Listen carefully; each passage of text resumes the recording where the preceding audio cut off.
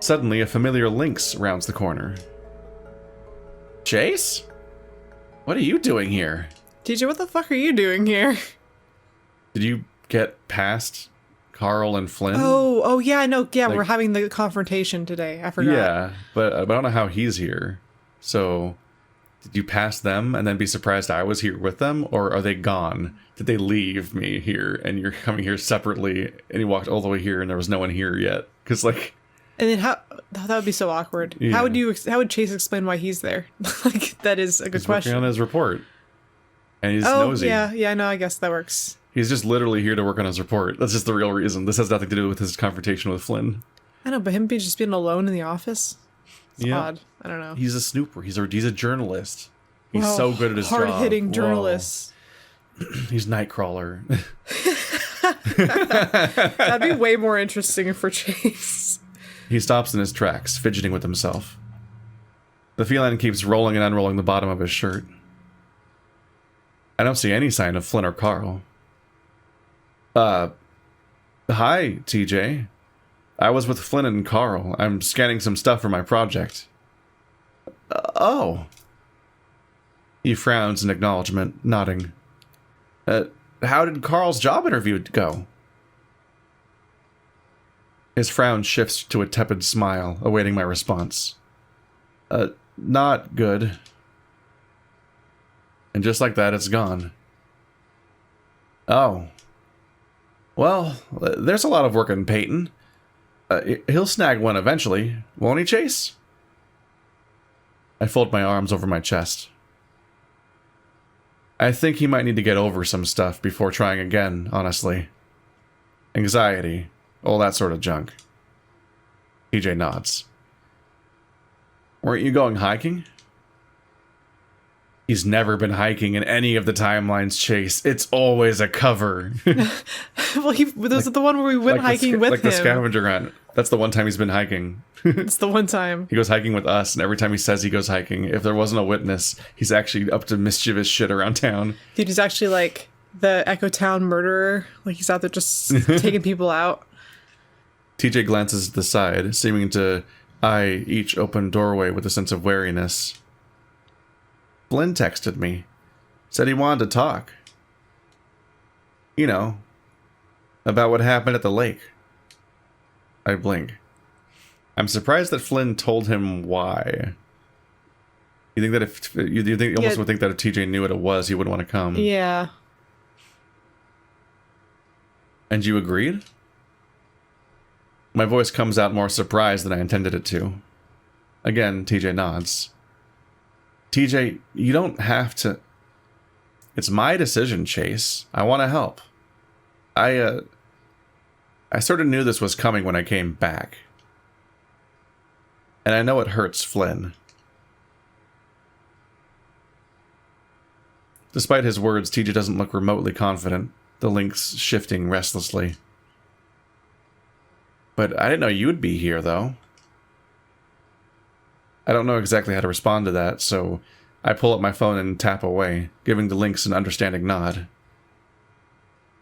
Sort of the Carl maneuver, I guess. Well, don't worry, TJ. It'll be okay, I think. You think?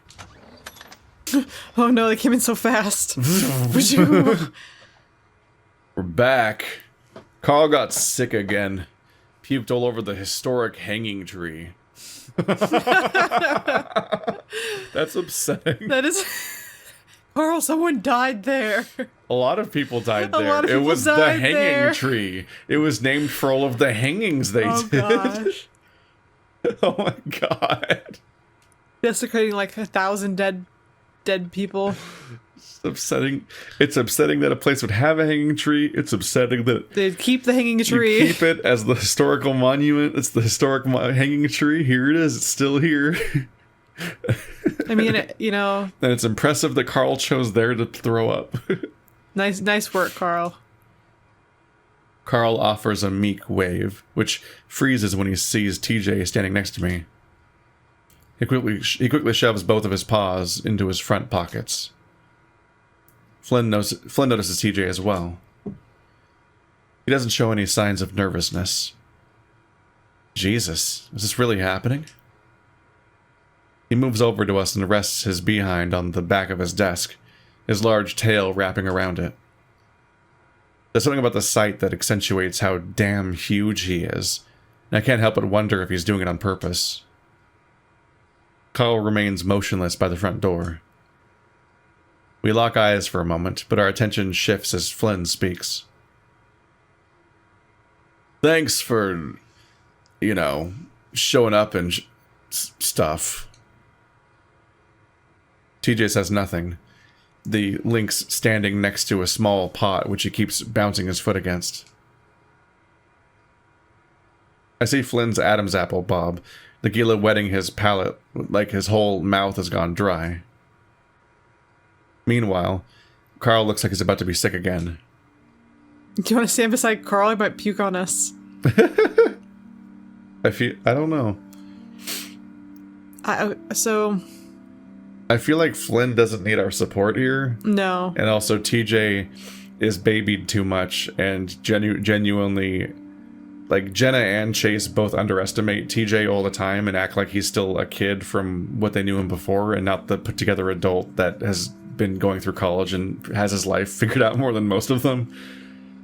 I feel like you makes more sense to just go with Carl. In real life, we're here. I would stand beside Carl because the way I'm looking at it is like this is going to be a thing between two people. It's not my business. And while I'm friends with both of these people, like I am in the same boat. Me and Carl are on the same boat of being outsiders to this situation. I think they should hash it out themselves. Mm-hmm. Also, Carl needs support. Yeah. Carl genuinely does need some comforting right now. He does. He's having a rough day. This poor boy is falling apart. I gingerly step over beside the nauseous ram by the door, which is probably well out of the line of fire, so to speak. Okay, good. He gives me a tight-lipped look, like how we used to when we were kids about to get in trouble. I told Flynn I wouldn't stop him when he finally did this. The question is now whether I can manage to keep my word or not. TJ, you can sit if you want. I don't want to sit. The lynx responds quickly. Would you like some water or soda? Actually, do you still drink soda or does that just give you too many hell points? I don't need anything to drink.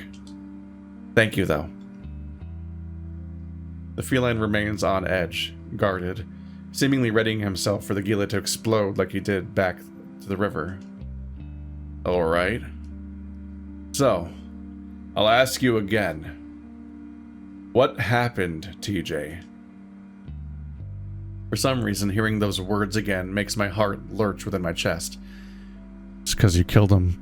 It's because you're the one who killed him, Chase. It was you. At least your body. You more than TJ did. This is so fucked up. And I told you, I don't know. How the hell can you not know? You were there. Play it back to me, step by step. Flynn. I see the lizard's tail pull inward. Flynn himself is stone-faced, but he can't keep that thing still. TJ notices it too, flinching. Flynn won't hurt him. Carl mumbles to me. This is mess, but he won't do that. Also, everyone can take Flynn? Yeah. I'm convinced in a fight. Because Chase beat up Chase Flynn. can beat Flynn, and I'm pretty sure TJ can take Chase. Yeah. Because TJ's probably ripped. He's an athletic character. He's small, but he's very fit. Yeah. And it's my favorite thing about TJ fan art is that you inevitably have to acknowledge that he's ripped. Oh no, he's hot. It's like, oh right, he would be fit compared to every other character. And Carl's just got the mask. I think you could just lay on Flynn, and Yeah. Flynn would just be like, meh. Part of the thing that happens in this game is that Leo and Flynn are both set up to be huge, like sort of intimidating characters, and both of them lose every fight they're ever in the entire story. to the point where Flynn loses against Chase. The only time that Leo ever takes anyone down is also Flynn. He clocks Flynn and he falls over in when they're at Carl's house when Carl's kidnapped, I think. And that's like the only time that Leo has succeeded. Because he's defined around his like protector role and being the big wolf and everything, but then of course he's either mentally AFK or getting obliterated whenever Brian's actually around. Yeah. And Flynn can't take a fight. Flynn lost to Chase twice in the same route. Flynn's just intimidating in stature, but he's like 7'6" or something. It's fucked up. He doesn't lift. He looks towards the exit, his longing to be out of the situation pretty evident. Old details. I don't care what you think's insignificant or not. TJ takes a deep breath. We were all playing on the beach. I was building a sandcastle. There wasn't much sand, so I was using mud. That's sad. Jenna helped. So Jenna was with you. Not the whole time. Sydney ran up and did a wrestling move on it. Oh, what an asshole. You were behind Sydney. You laughed. I think Carl did too. Assholes? No. Carl's protest is barely audible, even with me standing right next to him. I'm starting to remember some of this. Carl was asleep, wasn't he? And Leo? Leo wasn't there. Leo's prepubescent voice fills my mind. I'm sorry. His language skills weren't great, so he just stumbled through a sobbed apology. I promise protecting all of you from now on. Chase was. He looks over to me for a moment. Yes, he caught up with me after I ran off. Flynn, you were there for this part. You remember all of this. I remember Jenna coming up and yelling at me about Sydney. You were the one who told him to destroy my sandcastle. Flynn's eyes narrow. This isn't about your stupid fucking sandcastle. Well, it kind of is, yeah. Okay? It's a part of the story. You said every detail, Flynn, so we're going through all of it. Yes. TJ crosses his arms over his stomach as if hugging himself. Sid's dead. What happened? I see TJ's legs start to shake some beneath him. I have to stop this. Flynn, enough.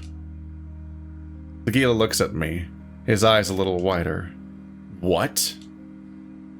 This isn't going anywhere. You're just making it awkward. Fucking what? You're just antagonizing. I don't give a fucking shit if it makes you a little uncomfy like. You're all goddamn adults.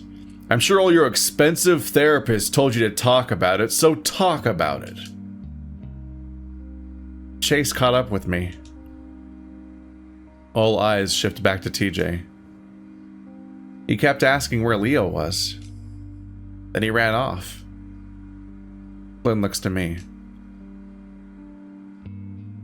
I couldn't find him. This is interesting because we've been through enough routes now that I'm like, okay, everybody babies TJ too much to the point where you don't let him make his own decisions. Like, he came here to tell the story, even if he's doing it slowly or badly or whatever. Like, he's not saying no or leaving. Yeah. He's here to do this.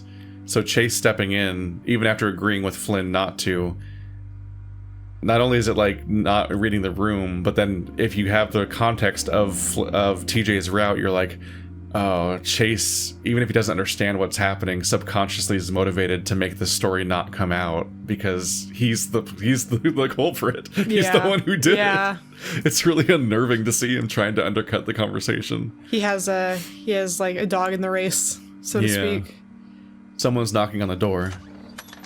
Well, we're getting populated in here. Damn, this room's getting crowded. The gang's just about all here. Jenna, no, this is bad time. Jenna's gonna ruin this. This is a bad time, Jenna. What are you doing, Jenna? Ooh. Music. Percussion never means a good thing in this setting. Ooh. Can Jenna beat up Flynn? Let's see. Oh, this is like a cool song you'd hear in like a Myst game. Ooh. It's something that Trent Reznor made. We're in Akinar's home base. Jenna marches in with her phone in grasp, seeming to ignore everyone else in the room but the Gila. Alright, well, someone told her because... She has her phone. Yeah. Well, so why she wouldn't know to check here. Is it Carl? This is a weird location. Like, this isn't the lake or Carl's house. It might have been Carl. He's always on his phone. Flynn grits his teeth, swearing under his breath. This absolutely better be the scene of you apologizing. Her gaze finally shifts to the rest of us. Judging by the expression on our faces, I think she's able to quickly discern that this is not the case. Everyone looks fucking sad. I do wonder if Flynn will have a character arc here and actually be able to manage this situation. And not freak out? Yeah, because the Flynn we know will just blow up and ruin his chance. This. Because Jenna gets under his skin more than anyone. Like, in these sorts of situations, they have not been able to get along at all when it comes to TJ. And the question is whether or not he's found a way to navigate this or realize that he needs to hold it back and like find a way to get through this calmly in order to actually get what he wants. Because Jenna will not turn it down. Jenna absolutely will not. And also, is not on a mission to accomplish something by not doing so. So, she still wins by ruining the situation. You are completely out of line. Jenna, not now. Yeah, honestly, not now. TJ came here of his own volition. You're disgusting, you know that? You get pleasure out of toying with people. You always have, no matter how much it hurts them. She stands in the center of all of us, speaking in a clear, solid tone. Jenna always, like, confidently, psychoanalyzes people, but she's not actually consistently right. No. Which is a problem. Like, nothing, especially with Flynn, nothing she says about Flynn tends to actually accurately represent what we've ever learned about him. Well, yeah, she just thinks that he's an asshole for the sake of being an asshole. Yeah. When Flynn is like, he does have anger issues, but he's trying to make things better in the way that he knows he can. He's trying to get closure. Like, he's more complicated than Jenna gives him credit for. It doesn't seem to matter that she's over 1.5 feet smaller than Flynn. She can take Flynn in a fight. Fucking look at her, dude. She's Look at ready. her. She's ready to start throwing fists. She looks fucking pissed off. Like I was saying, TJ came here of his own accord. The others can vouch for that. There's only so much that can be of his own accord when you've been harassing him with text messages all week. Sydney was my best friend. I'm fucking entitled to know what happened. You're entitled to nothing. Jenna retorts quickly, speaking in a tone that's as sharp as a knife. The room goes quiet. Jenna's glare is unwavering from Flynn, who's looking at the floor now. What'd be really interesting is if TJ stood up to Jenna. That'd be great. Which is something that needs to happen for their dynamic too. Yes, it really does. Finally, she speaks again. It would be best if you left now, Flynn. You're in my office. True. Your office? She lets out a quick, exasperated breath. You're a receptionist at a publicly funded city hall for a town of barely 50 people. Okay, unnecessary. You need to get over yourself. Oh my God! Everybody's here! Hey, Daxton, where are you? Come and make this really awkward. Daxton would just fucking cry. Daxton would just stand in the background. Who texted everyone? Was it Daxton or was it Carl? It could have been Daxton. That'd be funny. I'm just wondering It could have been Daxton, yeah. I don't think he has everyone's numbers, though. You think he has Leo's phone number? I don't remember what happened there. I'm amused that, like, clearly on some level the goal here was to meet here instead of the lake, because the lake is where a place people know and would think to check more likely, and it's where the previous confrontations happened that didn't work out each time. So there was a strategy here to go to have it happen here of all places, and then fucking everyone's here anyway, the entire character roster. Leo pushes away past Carl, the wolf also looking at his phone. Blinn? Carl and I do our best to get out of the way. He doesn't even notice me. Flynn stands straight up. What? You know what? The wolf seems to put himself in between the Gila and TJ. Flynn just blinks, holding up the flats of his large hands. I'm not gonna hit him. Jesus shit fucking Christ. Suddenly he looks straight at Carl. I told you, it's a goddamn conspiracy. Jen lets out a disgusted noise. Is that what you think? It couldn't possibly be your track record of manipulative, self-centered, and downright mean-spirited behavior? Flynn clenches his fists. Y'all are so fucking quick to damn me. All I want to know is the truth. Oh, I feel... He's over here like a fucking album cover. Baby Carl. Like a baby Carl here. Baby Carl. I feel Carl's arm bristle against my own. It's happening again. I lean closer to him, replying back. I know. The truth is that Sydney had an accident and died. And you are completely unable to accept that. You are not the only person who has lost someone. Your way of making yourself feel better is by bringing everyone else down with you. That's unacceptable. You can't let go, can you?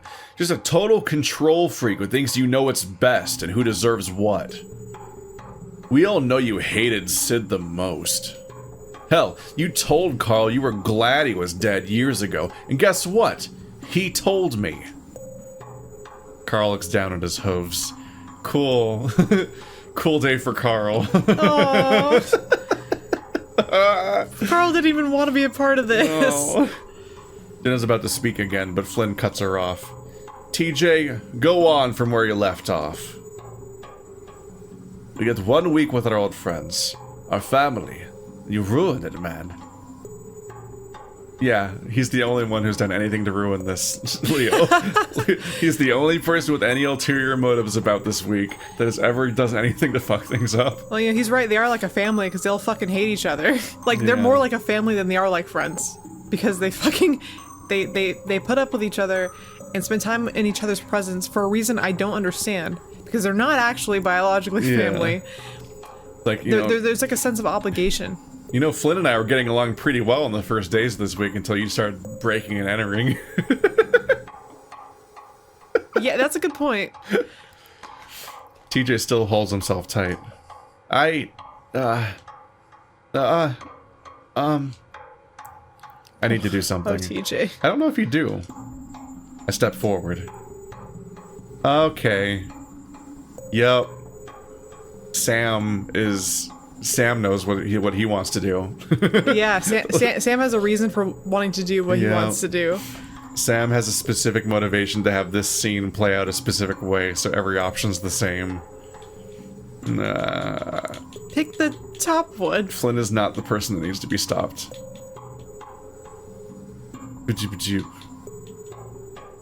I'm gonna pick the top one because I want Flynn to top. The Gila's jaw drops as I stand beside Jenna. I can't let you do this anymore, Flynn. I'm not just your damn toy who you can use for your stupid plan. I just wanted to help you. To fucking understand you for once. Remember what you said? I'll beat the shit out of him if I have to. TJ backs away some, his eyes whitening. Jenna furrows her brow at Flynn, who looks a mix of befuddled and enraged. Did Flynn say that? I don't think he said that.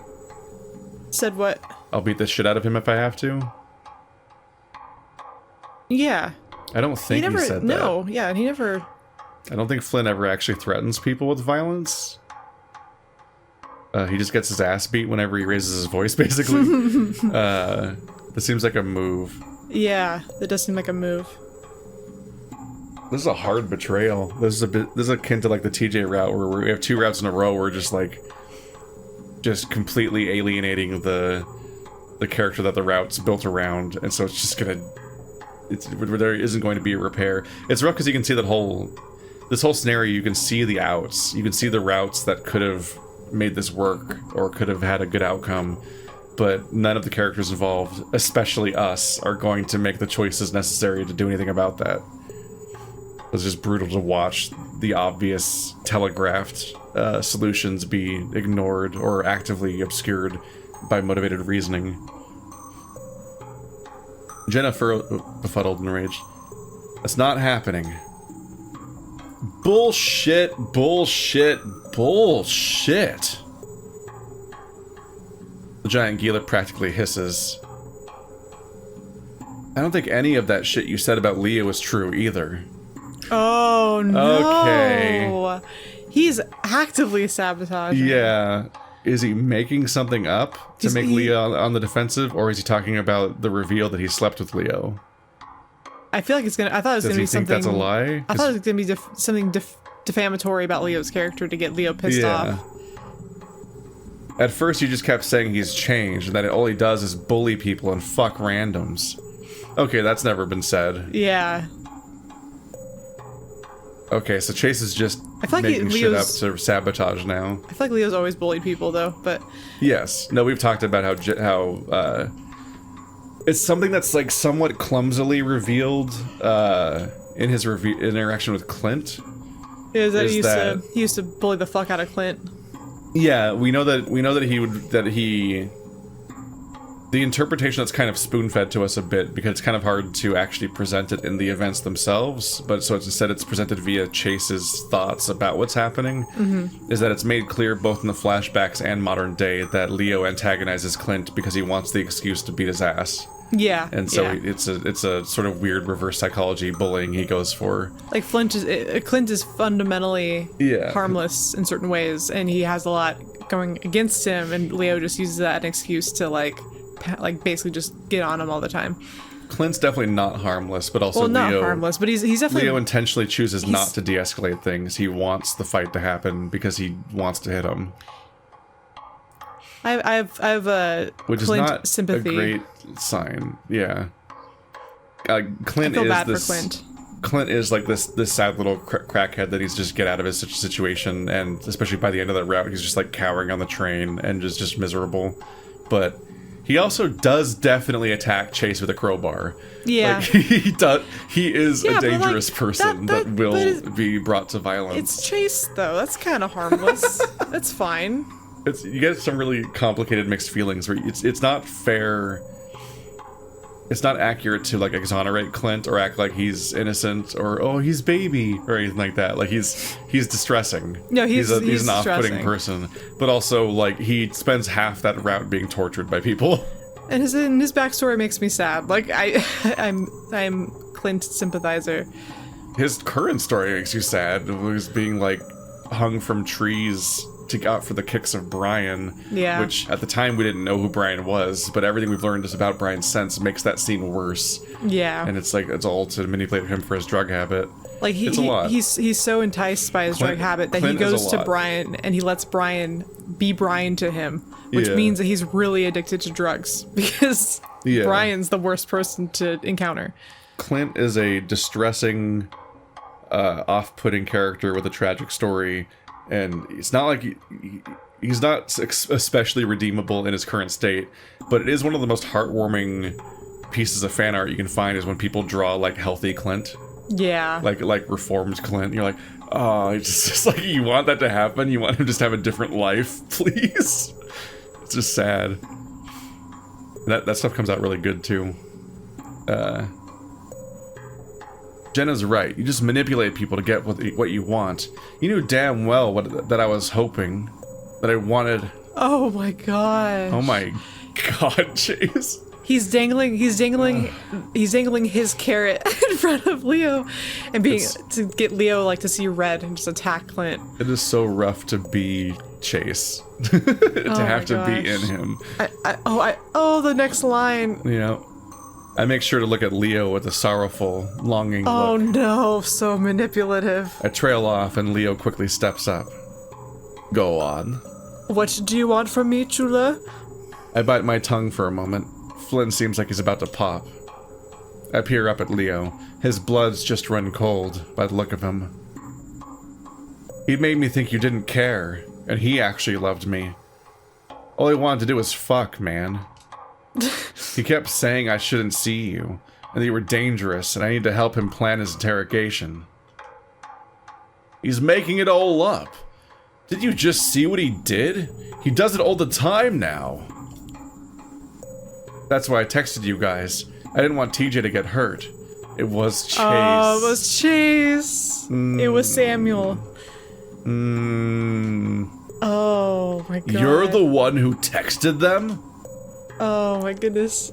Chase. This is drama. Next thing I know, Leo is bending down to scoop me up into his embrace. His muscled arms around my back. It feels good, despite the circumstances, and I hug him back. What the fuck? You false motherfucker? Flynn? Jenna, you have to... Just shut up.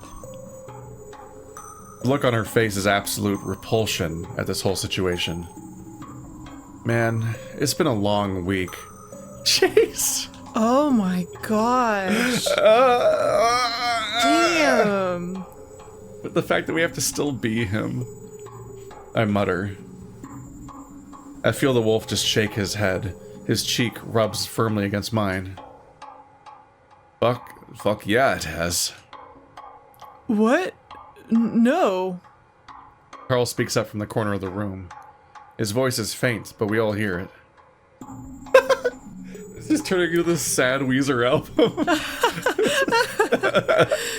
This is like it's sad prom. These boys are just up against the wall. If you want to destroy my sweater.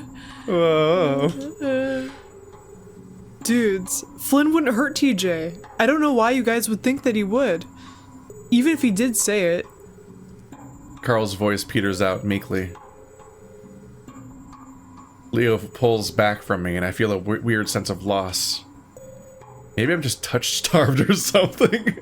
Dude, that's what you're thinking about right now? You're just like, why is this all it takes? Well, also, like... No wonder it's so easy for Chase to fall back in with Leo if given the opportunity. It's just like, he literally just needs one hug, and he's like immediately like rewiring all of his priorities. It's brutal. Like he's only until this week he'd only ever slept with one person, and then he didn't fully properly break up with that person.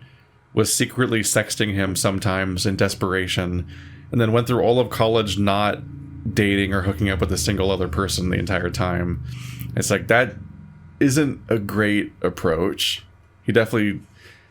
Chase probably would have been more like emotionally healthy in a kind of TJ kind of way if he had moved on better in that time. Yeah. But I don't know if that's even in the cards for him with however Samuel works. Like, I don't... Like, Chase has this, like, overwhelming urge to leave. And I'm not necessarily clear on whether that's, like... There's, like, a horror movie tropes of, like, it's the Samuel entity he wants to spread. Or if specifically that's, like, Chase... The part of Chase that is Chase maybe is the one that wants to run away and keep running and never come back. And it might be the Samuel that wants to always come back to Echo. Because there is that "you're always going in circles" line, and there's the first hallucination nightmare he had was about an anchor dragging him back into the lake. And so I would, based on that, I would figure that it's Sam that wants him back and that he wants to leave. I mean, I'm assuming that would be because, I mean, obviously, if Samuel had like full volition, yeah, as a ghost, I don't know why you wouldn't just want to fuck off and go other places. But I mean, I'm sure there has to be like a concentration of ability or existence that occurs like where you died, perhaps. Yeah. Like maybe you're not fully in control if a person goes off to Europe or something. There's world building here to unpack from Arches, because Arches has a narrative element that indicates that it might be that there's like these clinger on brains, not brain. There's souls. There's these consciousnesses that latch onto somebody while impersonating a dead person, and that one seems to indicate that it might want to find other places like Echo instead of staying in Echo. Like this, it might be this chance to spread or something. It's hard. It's not entirely clear. Because like the Cameron thing definitely wanted to find like Echo, Massachusetts, like some other version of this place. These well, if you talk to people these spiritually tarnished locations, if you talk to people who do believe in that kind of thing, they will tell you that there are certain places that are better like conduits for spiritual interaction. Like they're just like you get the mediums. They're like, oh, this place, I feel this place. Ooh, I do think that there are like certain towns. Like, if you talk to people who are really into that, there are places that are known for being hotspots for that type of thing, or maybe like very similar to Echo in the sense where maybe like the barrier between like the living and dead is like more permeable or something weird like that.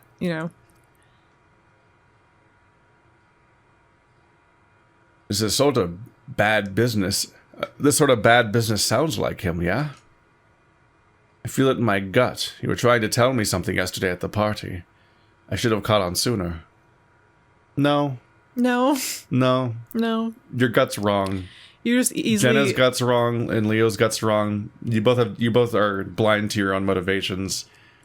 Because Jenna's biased in favor of babying TJ forever and hates Flynn. And there's been a rift clearly in this friendship forever. And Leo is just motivated to protect Chase and keep Chase to himself and is looking for any hook for reasons to get Chase away from other people. So he's got motivated reasoning here. And so in these cases, he's blind to his own gut feeling, and he thinks that he's like, oh, that must be the truth all along. And that makes him manipulatable by Chase, which is all the more terrifying. But the more we get routes deep into this and learn more and more that Chase is overtly, intentionally manipulative. Whereas all the way back in Leo's route, it felt like stuff was just happening to him. Mm-hmm. Every route's been worse since. I knew it. I just knew he was trying to take you, Otter. Even Jenna gives Leo a bit of a sidelong look. Not even Jenna's like, the fuck are you talking about? Even Jenna's like, And it was manipulating Tej. That too. Oh, it's not for that reason, though? It's just because he thinks he doesn't care about TJ and he's just fixated on Chase, which is partly true.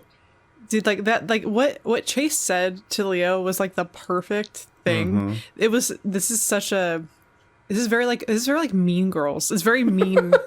The girls fucking do this shit all the time. I mean, I'm sure guys do too. But like this was like, oh man, like this guy is in love with me and this guy's dumb. And he's going to be very easy to like switch over in like 2 seconds. Mm-hmm. He adds quickly. TJ just keeps frowning, his face plastered with a blank stare. I don't like pretend to understand the whole Chase Flynn thing, but almost none of that sounds like him. You think I'm some sort of femme fatale type, seducing poor fucking innocent Chase to do my bidding? Absolute balls. You're full of shit. You fucked him, I know as much. Oh yeah, deduce that from more spying through my fucking windows? No, Chase told me himself. This catches the Gila off guard. Enough for his next torrent of profanity to get stuck in his throat. Oh, yeah. I fucking sullied his goddamn virtue, sure. Just ruining him with my corruptive cock. Ew. Ooh. Jenna's next line is, Jesus. But I would say like, oh, Jesus. That's a line that somebody would write unironically. I know, that's what I'm saying. Like, I'm gonna ruin you with my corruptive cock. Ruin me with your corruptive cock. Oh, Jesus. Leave me spiritually gaping. There's supposed to be like a hole in everyone's heart for the Lord, right? I think there might be a hole somewhere else for a corruptive cock. Leo says nothing, unable to bring the words to reality. He shakes his head, and I think I can see his fangs start to bare. Leo throws up his arms, letting out an exasperated exhale. Yeah, Leo, I fucked him. We're even now. We've all fucked each other. Wow. So mysterious. They look into each other's eyes. They're like, let's start a threesome relationship. We're polyamorous now. Yeah. I mean, it's We're a sex triangle. There's a complicated diagram for the people in this room except Jenna. Yeah, it's just poor Jenna with her vagina over there in the corner. We've only had sex with Jenna in a different timeline. Oh my god. And he moaned like a bit. Whoa. Leo tosses such a fierce slug of a punch that Flynn's face. Okay, there's definitely something's wrong with the phrasing somewhere in here. No. Leo tosses such a fierce slug of a punch. Yeah, there's no A there is the mistake. Oh, you're right. There we go. I'm like, somewhere. My brain put it in there. Yeah, my brain was trying to correct it, and I was getting thrown off. Leo tosses such a slug of a punch that Flynn's face looks like it vibrates in place. Once again, Flynn is not the violent one. It's like the person looking for an excuse for violence is once again not Flynn. The Gila crumples to the ground. Leo kicks the lizard's waist as he attempts to cover himself, Flynn letting out a croaked groan. Yeah, you patchy shit? Who's moaning like a bitch now, eh? Stop. Flynn, are you okay? Carl's voice cracks like it did when we were kids, his tone worry-laden. Yeah, when TJ and Carl are both sobbing in the corner, you know that you're in the wrong. Yeah, they're the two. They're the two like most the closest thing to a moral center in this game. They're the two nicest people in the group. Yeah. Jesus, Leo. Flynn is still on the floor, and Leo's leering over him, fists clenched. Stop! Stop! TJ practically shrieks.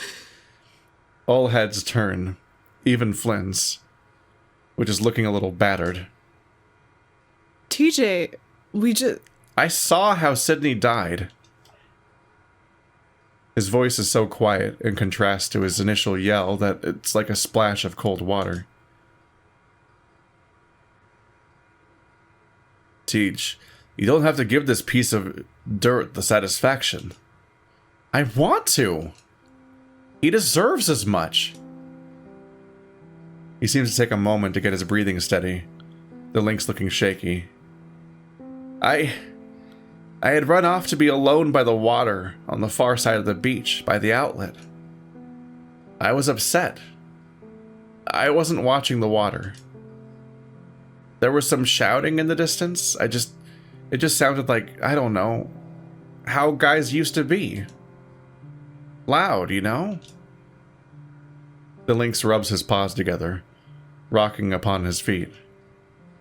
About 10 minutes passed, and I heard a splashing sound nearby. I looked up and thought I saw someone in the water. There were bubbles. Lots of bubbles. And then I looked up and saw this thing standing down the shore a ways. It was really tall, like a person, but burnt all over, like hot ashes in a fire pit. What? Tears brim at the edge of TJ's eyes. I started walking into the water. And I just ran. I ran and I ran and I ran. Carl looks at TJ, dumbfounded. Please. Flynn sputters, visibly in pain. No more fucking bullshit. I'm serious. I've talked to so many therapists, counselors, youth group leaders, and no one believes me.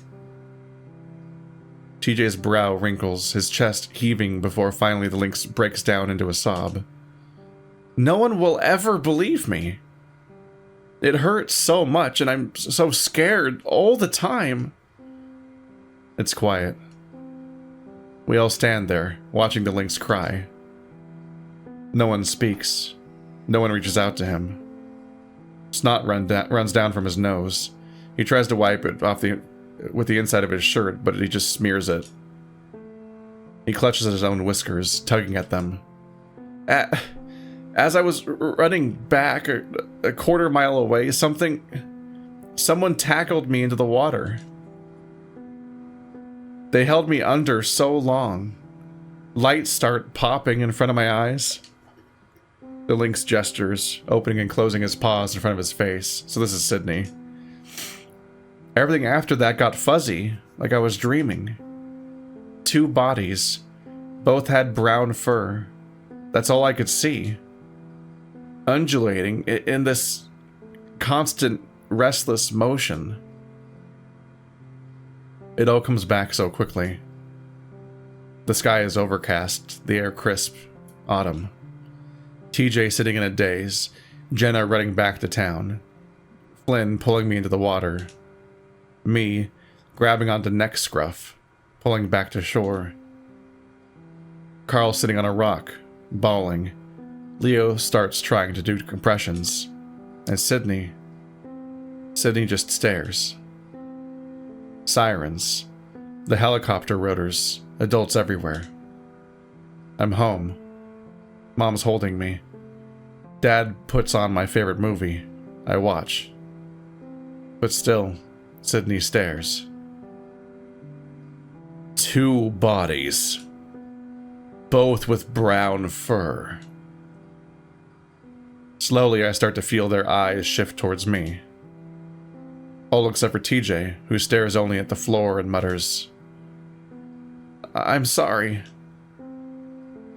I look to Flynn, Carl, Jenna, Leo, and they all have the same look in their eyes.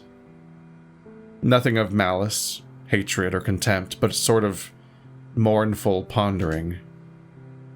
Both with brown fur. No. No way, Chula. This little joke has gone too far. Leo looks to the others. Jesus, I didn't do it. Yeah, I know that, Otter. You and I were closer than any people I know, yeah? I would have found out if you did. I mean, you went through all that whole emo phase, bearing your soul to me constantly. You were a whingy little bastard, remember? Do Americans say whingy? No. I'm not used to that. It feels weird. I don't think we do. I would have said whiny. He puts on a smile, seeming to shine it like a spotlight on the others in the hopes that it will be contagious. It isn't. TJ? The lynx just sniffs. Why didn't you ever tell the police this? I thought the monster got him. We didn't find Sydney by the outlet, TJ. Jenna looks troubled. More troubled than I've ever seen her look in years. There's both the idea that it might have been Chase and the idea that this thing might resemble the thing that Jenna sees. Because we know that Jenna sees something. Jenna sees a red monster. Yeah. It's like something along those lines, potentially. There's also the wonder of like whether or not, I don't know, it's really hard to track the creatures in this game and compare their otherworldly explanations to tell for sure if any of them are the same creatures or there's like several of them or what's going on. Because it makes me also wonder if the thing that TJ saw in when he left the party was the same thing or not. Yeah. You'd have to like cross compare these like non-specific explanations because we never like get names for these characters and so on. Yeah, because there's the thing on the over mountain pass, whatever. That thing. There's the Trevor Henderson monster. Trevor Henderson monster. There's the red thing that Jenna sees. There's the static one. The static one. In the woods. In the wood, yeah. The one in the woods that it latches onto people and it makes a static noise. It's like the most distinct one. It has the most like weird descriptors that don't overlap with the other ones. There's that one in TJ's story, which I don't remember a lot about. There's at one point ghost chase. The static one was in TJ's, not TJ's story, but TJ's route. Because the static creature was in Chase's dreams during Leo's route. He'd had a dream that he woke up in the forest behind Leo's house. Yeah. And it like caught him and latched onto him. And then I think he hears the static creature or something after he kisses TJ in the woods. And then the static creature has its most like explicit, like, it has its most explicit appearance in Arches when they get in the woods again. So it's like we have a lot of data here all of a sudden to narrow down this character compared to the other ones. Whereas there are other creatures roaming out there that seemingly aren't TJ, that seemingly aren't Jenna's childhood manifestation, but I can't tell if they're all the same one. Well, there's also Brian's. Remember Brian's aliens? Yeah, the aliens. And that's also like a question of like, is he imagining that, or is that a traumatic response to having been like having an experience with one of these creatures and having to conceptualize that on some level? It's hard to say. Brian usually gets killed by one of these creatures. Yeah, he sees the people that he's killed too. But I think Brian's been killed by two different creatures. Well, he got killed by the children in the mine shaft. No, Carl did. Or Carl's... Oh. The children in the mine shaft were Carl's grandfather's victims. Yes. So that was a different experience. But when we were in the mine, Brian got attacked by something, and I don't think it was the same something as the other route, because when he dies outside his own trailer, I think he gets killed by Jenna's imaginary friend creature. Yeah, because she like calls upon him, which I think is different than the one in the mines. I don't think if Jenna's not there, I don't think it's hers. But I don't know if the one in the mines was the same one that is like patrolling the Silent Hill boundaries of the town or not. The one that rams into the car. Yeah, that one's just a border patrol monster. Those ones get harder to identify. It'd be easier if I could go back and get all those scenes end to end and then cross compare them, but they're spread out over an entire book. Yeah. And they're all intentionally not described in detail. You mean there's not a Echo Monster wiki? There probably is. There probably is. There probably is a monster wiki. Just like this SCP breakdown of all the characters. Yeah. Just demystify it by having all the exact details borne out. But like in the way that you shouldn't talk about horror, like here's the exact logistical ways that their powers work and how and so on, as opposed to like here's what they mean to the characters. Yeah, no, like doing that really just like takes away. Yeah. Jenna looks troubled. More troubled than I've seen her look in years. She's always the stoic figure of rationality and taking things apart logically. But now, she's just quiet. Flynn and Carl keep staring at me. I know what they think. And it's wrong. Flynn gives me a long, blank look before walking towards me. Flynn, Whoa! Fucking knock us out? Flynn actually did a violence. Ooh. We're well. We're concussed. We're seeing red. Yeah, I feel like that means that this isn't real. Oh my god, Flynn? Jenna's voice comes out muffled as I stagger back, grabbing my jaw. Oh. Feels like my brain is scraping the top of my skull. That's good. That's a good description. I like that. I just want to lay down and sleep. Yeah, he might be concussed. My knees go weak, and I feel myself teetering backward as if in slow motion.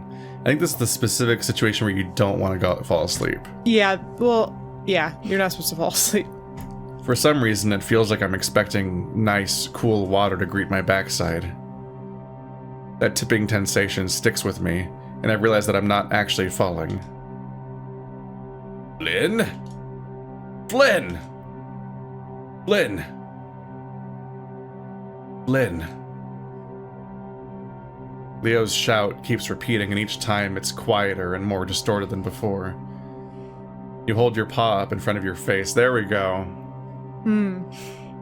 It's talking in second person. Oh. It's a perspective shift. Over. Something's up. I imagine that he didn't hit the ground because Leo was probably holding him. Because Leo had already come up to Chase to comfort him or take his side. Yeah. And he said that you want to fall backwards. But this is all foreshadowed before by the comment on, he talks about dissociating. And then after that, we had the scene where we actually do see Sam's perspective as he, like, floats around and, like, confronts Sydney in the street or something. You hold your paw up in front of your face. And you actually do it. You move. I didn't do that? The kids in front of you were just red blurs. I just want to lay down. Don't. There's a black and orange figure in front of you. Don't let the lizard hurt him again. You hear shouting, but not from inside. Outside. The blurred group isn't looking at you anymore. Get out.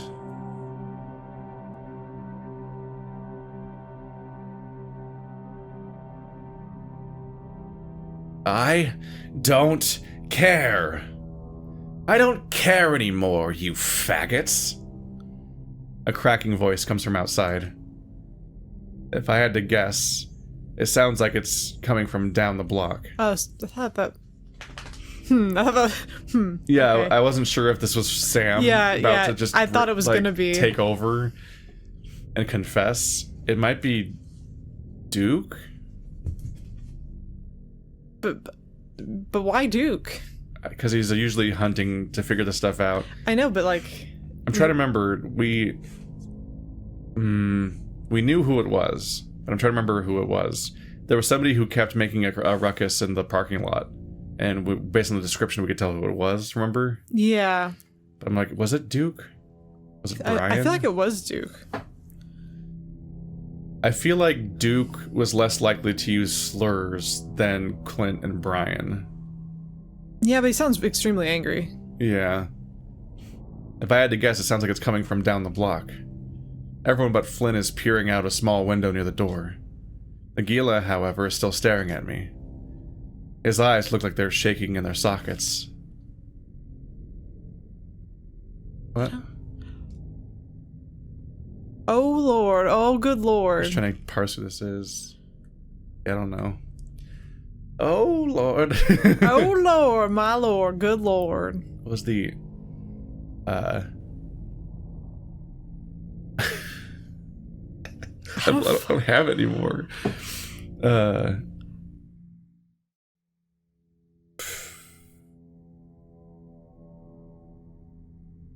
Is it the mom or the aunt? I mean, I wonder. Oh Lord, my Lord, good Lord. I was trying to find. Would she say? She's the mayor. Would she say faggots? If she is echoed, maybe. Yeah, I don't fucking know. As the routes have gone on, we'd have fewer instances of people wandering the streets deranged and whatnot, but that was like a thing in the earlier routes, especially. Yeah, I thought that was going to be more consistent. Yeah. Well, to some extent, we've been also getting away a bit. Like TJ's route, specifically, the absence was the fact that we had undone it. Mm-hmm. And the fact that we're confronting it potentially might be causing something. I don't know. But anyway, I was trying to find my Brian voice again because I gave him a voice for all of Arches, but I can't find it again. But then I remembered you did Brian anyway, and then I realized it's probably the mayor, maybe? Who knows? I don't fucking know. Oh, how you test me so. See, this is why I think it's her, because it's religious. Yeah. I fall upon my knees and ask you where to go. What's going on? Carl tries to peer past the bulk of Leo to see where the commotion's going from. My head is still reeling from Flynn's punch. He's never hit me before. Well, never seriously. He wasn't even the sort that got into physical fights growing up. Usually he'd just stomp off to sulk if something truly upset him. But now, he doesn't look like he's budging. It's Clint. It's Clint, says Jenna and Stephanie. Who's he yelling at? God? Neo looks over his shoulder, peering at me. You okay, Otter? I feel heaven's call on every canyon's edge. I just passed the overlook window. Or at the bottom of the water, all tied up with a kedge. What the fuck's a kedge? I'm not sure. What the fuck's a kedge? I feel myself backing up. It's like how I felt on the roller coaster, strapped in on the chain lift. What's happening to me? Jace? Flynn begins to follow. But you stay right there or I'll beat your ass double hard, yeah? Yeah, double, triple hard. Leo, for God's sakes, all of you stop. Where are you going? I make a sound. I think I say home, but it comes out rather garbled. You can't keep running away from this shit. TJ squints, his nose pressed against the window pane. He's holding something. Uh-oh, is it a gun? Yeah. I keep stepping back, my legs feeling like they're vibrating. My movements are abrupt and jerky. I manage to get into the hallway and approach a door covered with caution tape. A placard denotes that it's the reading room. I grasp the handle, and I have to give it a hard shove before it budges. The door is heavy. I'm nearly overwhelmed by the musty smell of inside. The corner of the room is completely stained from rain damage, and the roof is boarded up. There was an exit here, but it's gone now. Okay, so this is Sam-motivated behaviors, like he remembers this room from before. Why do I know that? Yeah, Steve. I stare at this little section of wall where the old wooden door used to be. A small picture of a group of quail crossing a dried wash is in its place. As I move to leave, I notice the door won't open. It's hard stuck in place, locked. A sharp crack rings out from somewhere outside, followed by the quick scurrying of feet upon the carpeted floor of the lobby. A gunshot. I try the door again, more fervently, hoping that I'm just pulling a Carl here and pulling what I should be pushing. Still nothing. Fuck. More shots ring out, this time accompanied by a dull thud and the sound of stucco being shattered. Those ones hit the building. I get down on the floor, my heart pounding. It still feels like I'm moving in slow motion, even with the adrenaline pumping through my veins. What the hell is wrong with me? I hear the front door open, followed by more scurrying upon carpet. Why the hell are they running outside? I hear an engine start, then the splaying of gravel as what sounds like Leo's van drives off. They left me? Yes. Even Leo? I crawl upon the floor, making my way towards the corner of the room. I pinch myself, trying to snap out of this strange malaise. I can hear the occasional shout from out of the street, but it's all gibberish now. Leaning back against the wall, I rub my throbbing temples. Tweakers. Couldn't have showed up at a better time. I try to listen to see if the shouting gets closer, but it's difficult to tell. If that really is Clint, this is really out of character for him. He never really was the singing type. It's a very extreme character when that's the thing that's odd. Yeah, like not the gun and the shooting and the being a tweaker. It's the singing that's weird. Screaming about faggots, yes, but singing? No. It would have been funny if it was the mayor. That would have been funny if it was the mayor. The mayor. There's a lot of options. Looking around, it seems like most of the old books and such have been taken off the shelves and put in assorted boxes to prevent water damage. Having lived here my whole life, I've never actually been inside here. This feels like quite a feat, noting I've covered damn near every other square inch of town. There's a few binders and booklets near my side, with titles like Colville Stormwater Drainage Plan 1999 and Drought-Resistant Plant Guide. Riveting. Next to them, there's what looks like to be some kind of unopened canister of fumigation stuff. I reach down to grasp it when I notice the fur on my arm. It's wriggling? A couple of brown strands of fur seem to bounce back and forth, and I become cognizant that my arm has been tingling for a while now. Glancing past my fingertips, I see this beige mass near the end of my foot. And that's when I see the legs. Oh, a tarantula. Oh, he's covered in spiders. Oh no. Yay. Drought-resistant plant guide. That can't save you now. I can read it. It's actually there. And the other one too, the 1999 one. A blonde tarantula, about an inch away from the tip of my toes. Ugh! My throat closes in on itself before I can fully scream. I blink, writhing back. Next thing I know, it's on my chest. It moves faster than I can even see, its pittering legs feeling like they're all over me. I grab the edges of my shirt, trying to fling it off, but it's already on my neck. I slap at it, feeling the squish and hearing a very light clicking squeak. Oh no. The edge of my neck begins to burn, and I pull back my paw to inspect my palm. There is no tarantula. There's a bigger spider on him now. Instead, I see the razor-thin legs of and black abdomen. On the abdomen, there's a splotchy pigmentation of red, the number 8. My pulse quickens, and I realize it's an hourglass. Black Widow. Oh my god. Oh my god, oh my god, oh my god. I look down at my arms again and realize that it isn't just my fur moving. There are little red and black specks everywhere. No! I tear at my own shirt, jumping to my knees and trying to bat at the seemingly infinite numbers of spindly, fanged arachnids. Each time I bat at my arms, more of their guts cover my paw pads and fur until it feels like my paws are wet. Oh, gross. It's not just my arms anymore. They're inside my shirt, my shorts, my face. I try plucking my nose, keeping my muzzle shut as I roll on the floor, daring not to open my mouth or to scream. I fling my shirt off, then pull off my shorts. I see the webbing of the nest I had sat upon, and the fabric of my shorts, oodles of the baby and not-so-baby spiders crawling out. Naked, I manage to scramble to my feet and run to the other side of the room. I tear at my own fur, pulling out spider-filled clumps in the process with such ferocity that the skin beneath bleeds.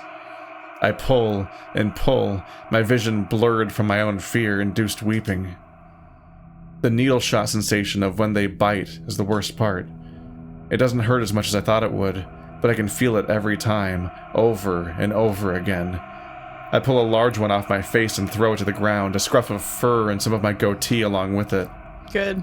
Dancing up and down, I try to shake the remaining ones off, but they cling incessantly. Trying to pull each one off is impossible, they're too fast. Sometimes I only manage to grab a few legs or the thick abdomen, the rest of them remains embedded in the fur. Spider blood isn't red or green like it is in video games or movies. It's this faint blue kind of color. No, it's not. And it feels like it's all over me. I take rapid, short breaths, each one more strained than the last. My whole body shakes. I can't tell whether they're symptoms of panic or the venom itself. I try the door again, and pushing as hard as I can before throwing myself out. Nothing happens. I kick at it, like they do in the movies. Nothing happens. I'm stuck, trapped, and I can see the spiders everywhere. Even after getting most of them off, they're all over the floor, the walls, the ceiling, and my clothes. I retreat to the dampest, water-stained corner of the room. The staining is so bad it feels like it's been burned black. Spiders don't like moist areas. I remember reading about that at least. I continue to pick at my fur, even after I think they're all gone. I can still feel them. I can almost feel my muscles around my neck and shoulders begin to cramp. My stomach feels like it's being twisted inside out, and it isn't long before I get the sensation of hot bile rising up in my throat. I imagine that none of this happened and that everyone is still here and he's having a seizure. Yeah, but I'm not sure. I just kind of picture him like writhing on the floor and then all just looking down and be like, huh. I mean, it'd be wild if they commit to a route where for the rest of this time, like chunks of Chase's fur is missing and he's bleeding everywhere because he just started tearing himself apart. The rough edges of the morning's rice treat scrape my insides. I reel forward as it all comes spewing out of my mouth. I can't breathe, it burns so much. I try to call out for help, but every time I open my mouth, it's just more vomit. There's another black widow climbing up my leg, but I can't focus enough to swat at it. Each breath I take is blubbering like acid is going straight into my lungs. I just need someone to help me. I clench my eyes shut. And when I open them, everything's different. The modern bookshelves and electronic equipment are all replaced with this old-timey crap I can't make out. But I see it. Past a big wooden chair. A door. How the hell? The puking has slowed to a trickle from the edges of my mouth, but my insides still burn. I manage to push myself off the wall, stepping upon creaky floorboards that weren't there a minute ago. I stumble past old wagon wheels and piles of what appear to be Bibles. Eventually I reach it, the light. The door is already open ajar, so I just push. And it doesn't budge. No. Why? Why won't it open? I sink down to the floor, half collapsing as my knees start to give out. Help! I finally manage to croak out. Good lord. I manage to turn my head in the direction of the voice. A blurry figure now stands in the room, his voice one of shock. Professor Tibbets. Tibbets? Professor Tibbets! Professor Tibbets. I don't think we're Professor Tibbets. Oh, they're calling. So I think they're calling Professor Tibbets. I think they're calling Tibbets. Yeah, Professor that's Tibbets. Cliff. He's really cute. I can't tell if he's looking at me or past me. Cliff? And just like that, he's gone. The room, though. The room is still here. It's all red like before. I feel compelled to stand up again, but my legs won't budge. I just can't. Everything hurts. I shift my eyes down. The black widow that was crawling up me earlier is now a blonde tarantula. Why? Why is this happening? Someone... I can't think straight. I just want to go home. Leo! Mom! Help! I miss home. God, I wish I was home. I hate this. Why won't anyone help? Why'd they all leave me? Why can't I get out? Useless. No. Don't tell me that. Just die already. I'm not gonna die. I'm not... The cramping in my muscles is the most intense I've ever felt. It's like the flesh itself is being peeled from the bone, each nerve ending plucked like whiskers. The tarantula's on my face now, on the tip of my nose.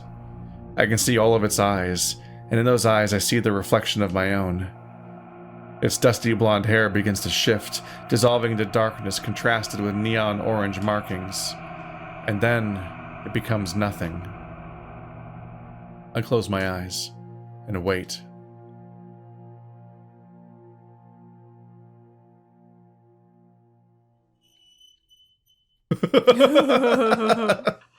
The fuck is happening?